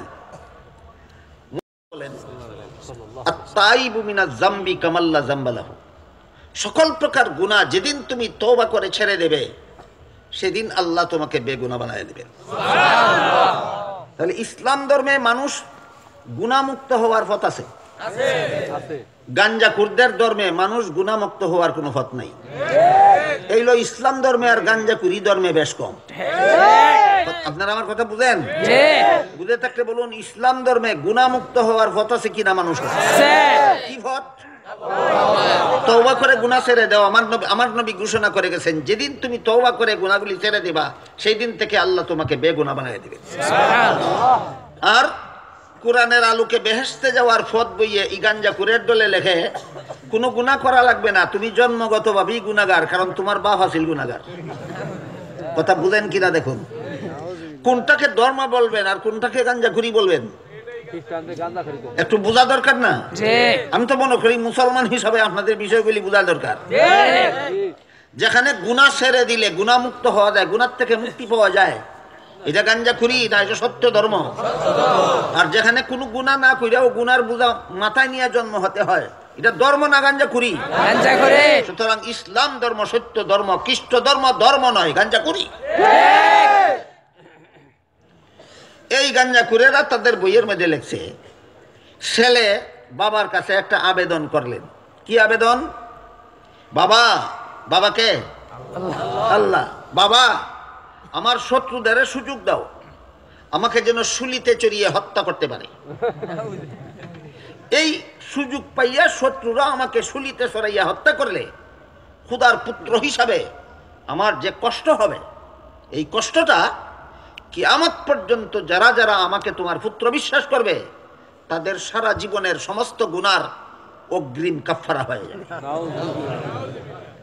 ছেলে বাবার কাছে দরখাস্ত করলেন, বাবা ছেলের দরখাস্ত মঞ্জুর করলেন। এই সবগুলি কইলাম কোন বইয়ে লেখছে? কোরআনের আলোকে বেহেশতে যাওয়ার পথ, এই বইয়ে গাঞ্জাখুরের দলে লেখছে। আল্লাহ ছেলের দরখাস্ত মঞ্জুর করলেন। মঞ্জুর করিয়া শত্রুদেরকে সুযোগ দিলেন খোদার পুত্রকে শুলিতে চড়াইয়া হত্যা করার জন্য। এই সুযোগ পাইয়া, পিতার দেওয়া সুযোগে শত্রুরা পুত্রকে শুলিতে চড়াইয়া হত্যা করলো। এর দ্বারা খোদার পুত্রের যে কষ্ট হইল, এই কষ্টের দ্বারা ভবিষ্যতে কিয়ামত পর্যন্ত যত খ্রিস্টানে যত অপরাধ দুনিয়াতে করবে সবগুলির অগ্রিম কাফারা হয়ে গেছে। সুতরাং যাদের ধর্ম বিশ্বাস এটা যে আমার জন্মের আগেই আমার নবী সব গুনাহ মাফ করাইয়া গেছেন, সে কোন গুনাহ করতে আর চিন্তা করবে? এটা হইল গাঞ্জাখুরি ধর্মের ফসল। গাঞ্জাখুরি ধর্মের ফসল। সুতরাং খ্রিস্টানদেরকে তাদের ধর্ম বিশ্বাস সন্ত্রাসী বানায়, খ্রিস্টানদেরকে তাদের ধর্ম বিশ্বাস খুনি বানায়, খ্রিস্টানদেরকে তাদের ধর্ম বিশ্বাস বদমাশ বানায়, খ্রিস্টানদেরকে তাদের ধর্ম বিশ্বাস জিনাকার বানায়, চোর বানায়, ডাকাত বানায়, সুদকুর বানায়, ঘুষখোর বানায়, মদখোর বানায়, গাঞ্জাখোর বানায়। কোন বিশ্বাস? ধর্ম বিশ্বাস। এটা কোনো ধর্ম নয়, গাঞ্জাখুরি ছাড়া।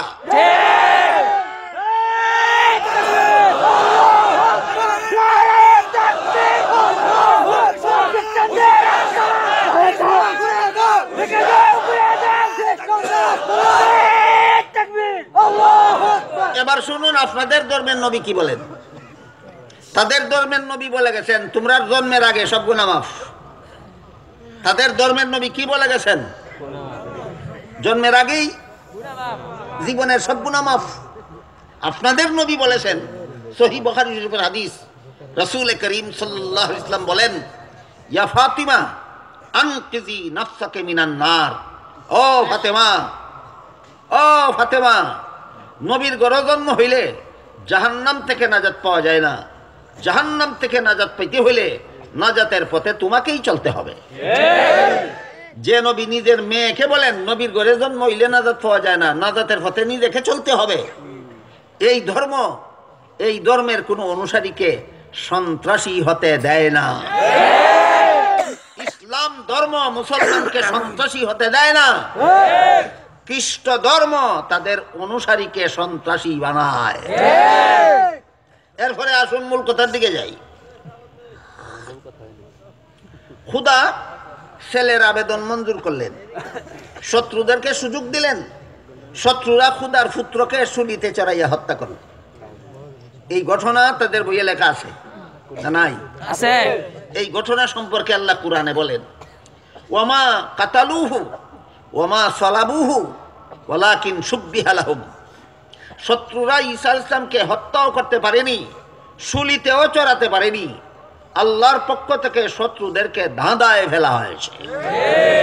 তাহলে এরা কইল শত্রুরা আল্লাহ সুযোগ দিলেন, আল্লাহর দেওয়া সুযোগ পাইয়া শত্রুরা যিশুকে শুলিতে চড়াইয়া হত্যা করলো।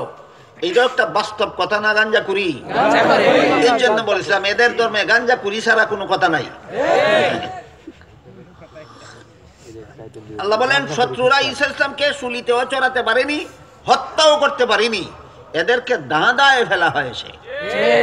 এখন শুনুন দাদাটা কি। দাদাটা হলো হযরত ঈসা আলাইহিস সালাম একা একা এক ঘরের ভিতরে ছিলেন। শত্রুরা ইহুদি ধর্মের একদল নেতা ঈসা আলাইহিস সালামকে হত্যা করার জন্য অস্ত্রশস্ত্র নিয়ে তার ঘরে প্রবেশ করেছিল। এই সমস্ত ইহুদি বিদ্রোহীরা বলতো ঈসা জারস সন্তান, আর খ্রিস্টানেরা বলে খুদার সন্তান। খ্রিস্টানেরা বলে, আর মুসলমানেরা বলে জারস সন্তানও নয়, খুদার সন্তানও নয়। দেখুন আপনাদের ধর্মে আর ইহুদি ধর্মে ব্যবধান কত, ইহুদি ধর্মে আর খ্রিস্টান ধর্মে ব্যবধান কত, খ্রিস্টানদের ধর্মে আর আপনাদের ধর্মে ব্যবধান কত, একটু পরিষ্কার বুঝে রাখুন।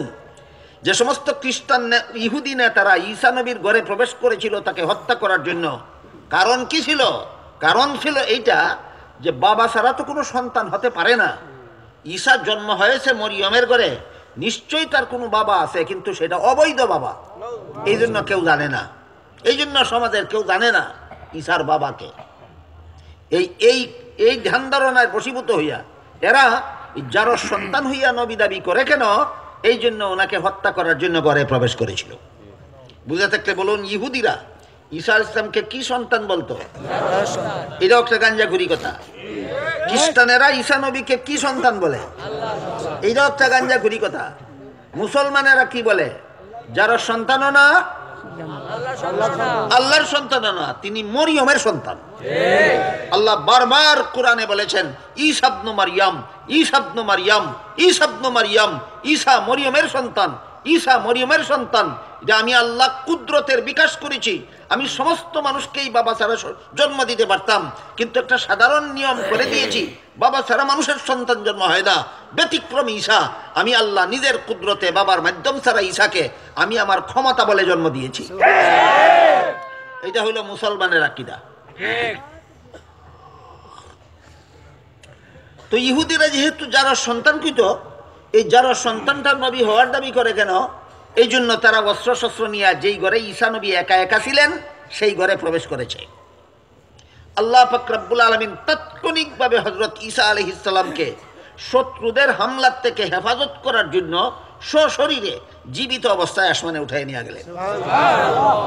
বিবরণ দিয়ে আল্লাহ কোরআনে বলেন, ইয ক্বালাল্লাহু ইয়া ঈসা ইন্নী মুতাওয়াফফিকা ওয়া রাফিউকা ইলাইয়া ওয়া মুতাহহিরুকা মিনাল্লাযীনা কাফারু ওয়া জাইলুল লাযীনা ইত্তাবাউকা ফাওকাল্লাযীনা কাফারু।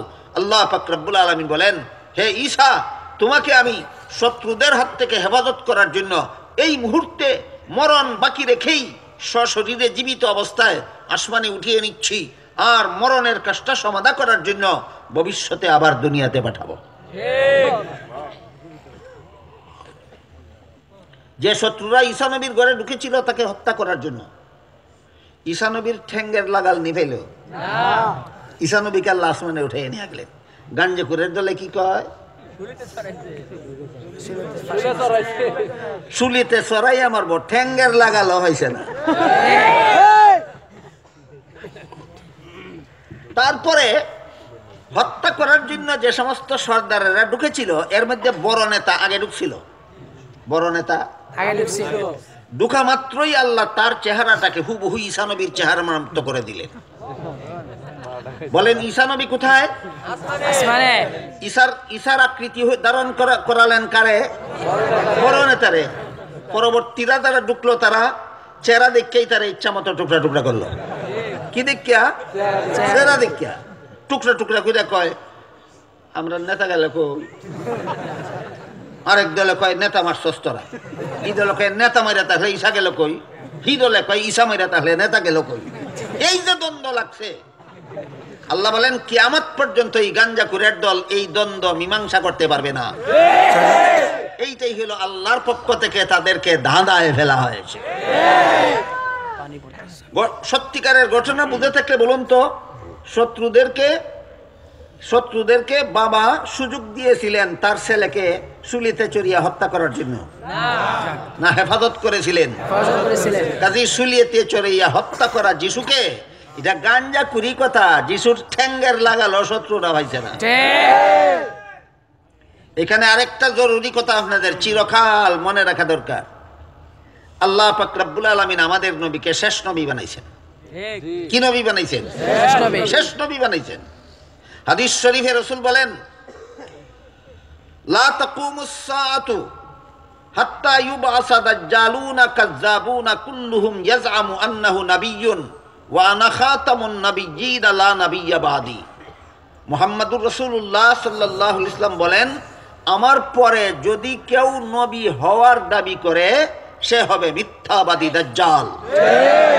কারণ আল্লাহ আমাকে খাতামুন নাবিয়্যিন বানাইছেন।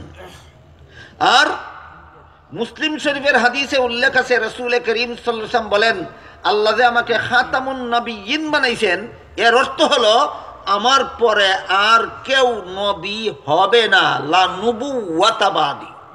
আমার পরে আর কেউ নবী হবে না। আমার পরে আর কেউ নবী হবে না বললেন কেন?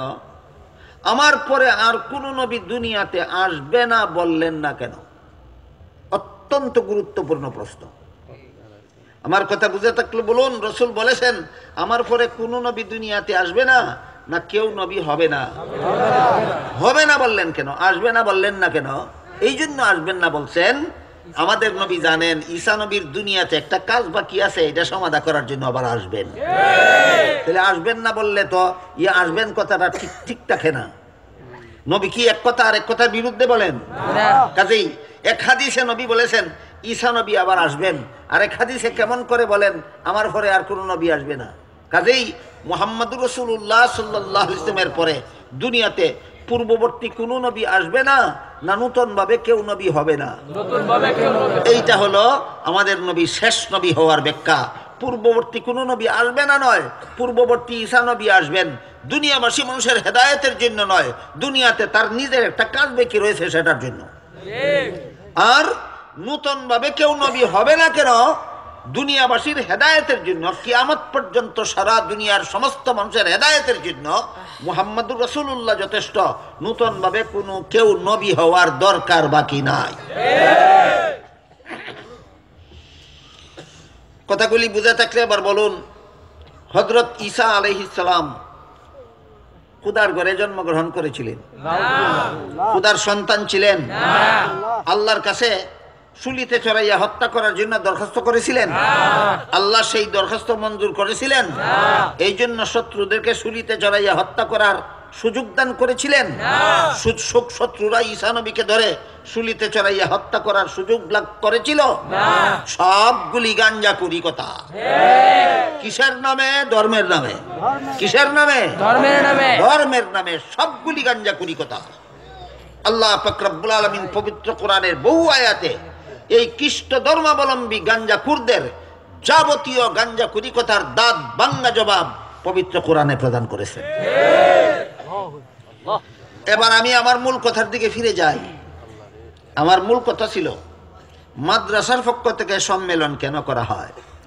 সর্বস্তরের মানুষকে জাহান্নাম থেকে বাঁচার পথ দেখাবার জন্য। সর্বস্তরের মানুষকে জাহান্নাম থেকে বাঁচার পথ দেখাবার জন্য। এই কাজটা আগের যুগে করতেন কারা? নবীরা। আপনাদের নবী শেষ নবী কিনা? আপনাদের নবীর পরে আরো কেউ নবী হবে? হবে না। একজন নবী আসবেন তার নিজের কাজে, আপনাদের কাজে নয়। একজন নবী আসবেন দুনিয়াবাসী মানুষের হেদায়েতের কাজে, না নিজের কাজে? নিজের কাজে। দুনিয়াবাসী মানুষের হেদায়েতের কাজে আল্লাহ কাউকে নবী বানাবেন না। তাহলে এমত অবস্থায় আগের আমলে নবী রাসূলগণ যেই দায়িত্বটা পালন করতেন, আপনাদের নবী যেহেতু শেষ নবী, এরপরে যেহেতু আল্লাহর কাউকে নবী বানাবেন না, কাজেই দুনিয়াবাসী মানুষকে জাহান্নাম থেকে বাঁচার পথ দেখাবার দায়িত্বটা পালন করবে কে? এই কথাটা বলা ছিল আমার উদ্দেশ্য।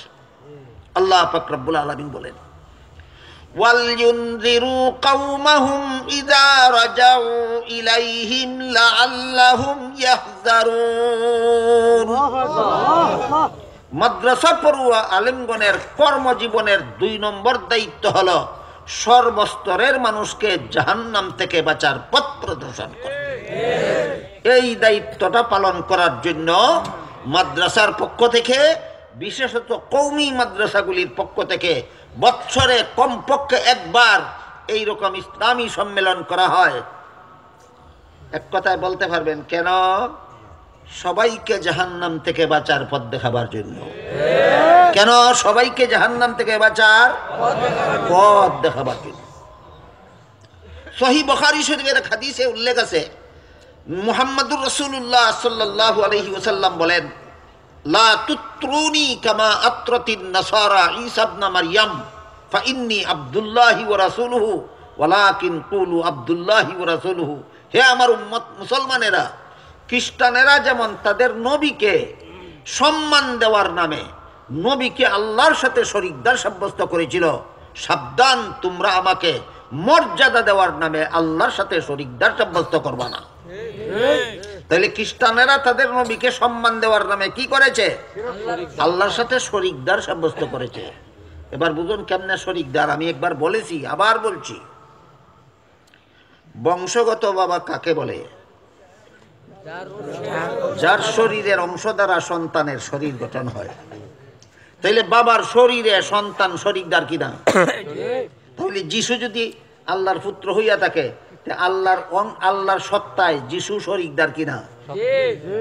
এই শরীকদার কোন দাবিতে সাব্যস্ত করেছে? অপমান করার দাবিতে না সম্মান করার দাবিতে? সাবধান, বুখারী শরীফের হাদিস, রাসূল বলেন, সাবধান আমার উম্মতেরা, আমার উম্মত মুসলমানেরা, খ্রিস্টানেরা ঈসা নবীকে সম্মান করার দাবিতে আল্লাহর পুত্র সাজাইয়া আল্লাহর সত্তায় অংশীদার সাব্যস্ত করেছে। সাবধান, তোমরা আমাকে মর্যাদা দেওয়ার নামে আল্লাহর সাথে অংশীদার সাব্যস্ত করিও না। কাজেই মাদ্রাসার পক্ষ থেকে এই সম্মেলন আয়োজন কেন করা হয়? আল্লাহ পাক রব্বুল আলামিন আগের আমলে নবীগণকে দিতেন যেই দায়িত্ব, বর্তমানে মুহাম্মদুর রাসূলুল্লাহর উম্মতকে দিয়েছেন সেই দায়িত্ব। এই কারণে হাদিস শরীফে রাসূল বলেছেন, ইন্নাল্লাহা ফাদ্দালানি আলাল আম্বিয়া ওয়া ফাদ্দালা উম্মতি আলাল উমাম। আল্লাহ আমাকে সমস্ত নবী রাসূলগণের উপর মর্যাদা দান করেছেন, আর আমার উম্মতকে সকল নবীর উম্মতের উপর শ্রেষ্ঠ মর্যাদা দান করেছেন। আমাদের নবীকে আল্লাহ যতভাবে শ্রেষ্ঠ মর্যাদা দান করেছেন, তার মধ্যে একটা পদ্ধতি হলো আমাদের নবীকে আল্লাহ খাতামুন নবিয়্যিন বানাইছেন। আর এই নবীর উম্মতকে আল্লাহ যত কারণে শ্রেষ্ঠ মর্যাদা দান করেছেন, এর মধ্যে একটা কারণ হলো আগের আমলে দুনিয়াবাসী মানুষকে জাহান্নাম থেকে বাঁচার পথ দেখানোর দায়িত্ব ছিল নবী রাসূলগণের। এখন থেকে কিয়ামত পর্যন্ত দুনিয়াবাসী মানুষকে জাহান্নাম থেকে বাঁচার পথ দেখাবার দায়িত্ব আমার উম্মতের আলেমগণের।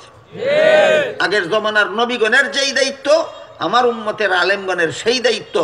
এইভাবে আল্লাহ আমার উম্মতকে সকল নবীর উম্মতের উপর শ্রেষ্ঠ মর্যাদা দান করেছে। আমি এর বেশি আজকে কথা আর বলতে পারলাম না, দুঃখিত। আশা ছিল আপনাদেরকে বেশ কিছু কথা শোনাবো, তারপরও কম সময় কথা বলি নাই, প্রায় 1.5 ঘন্টা কথা বলেছি। আমার কথাগুলি বুঝে থাকলে যদি অন্তত একটি প্রশ্নের জবাব নিয়ে বাড়ি যেতে পারেন যে মাদ্রাসার পক্ষ থেকে সম্মেলনগুলি কেন করা হয়, তবু আমি মনে করি আমার কথাগুলি আপনাদের মনোযোগ দিয়ে শোনা সার্থক। বলতে পারেন কেউ এক কথায় মাদ্রাসার পক্ষ থেকে সম্মেলনগুলি কেন করা হয়? সর্বস্তরের মানুষকে জাহান্নাম থেকে বাঁচার পথ দেখাবার জন্য। কিছুটা পথের দিশা পাইলেন কিনা? আল্লাহ আপনাদের আমাদের সবাইকে জাহান্নাম থেকে বাঁচার পথের দিশা এখান থেকে নিয়ে যাওয়ার এবং মরণ পর্যন্ত সেই পথে চলার তৌফিক দান করুন। সবাই বলুন আমিন।